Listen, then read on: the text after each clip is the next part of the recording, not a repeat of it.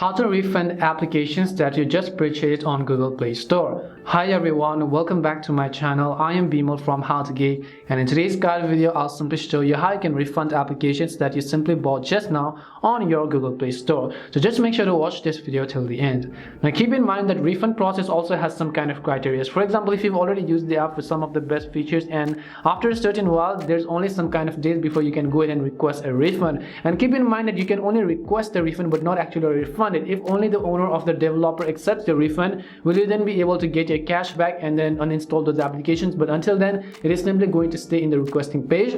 So what you have to do is, first of all, launch your Google Play Store and then head over to that specific app that you want to refund. Now in this case, I recently just purchased this application, and if I want to refund it, all I have to do is tap on the refund option over here. It says request a refund for this purchase. The app will be uninstalled, so just go ahead and tap on the request refund. It may ask you some of the questions such as why you would like to refund this and some of the beneficial regions as well. Go ahead and fill all those details and request a refund, and hopefully within a couple of hours or a couple of days for the maximum, the developer is going to get back to you whether or not you're eligible for a refund.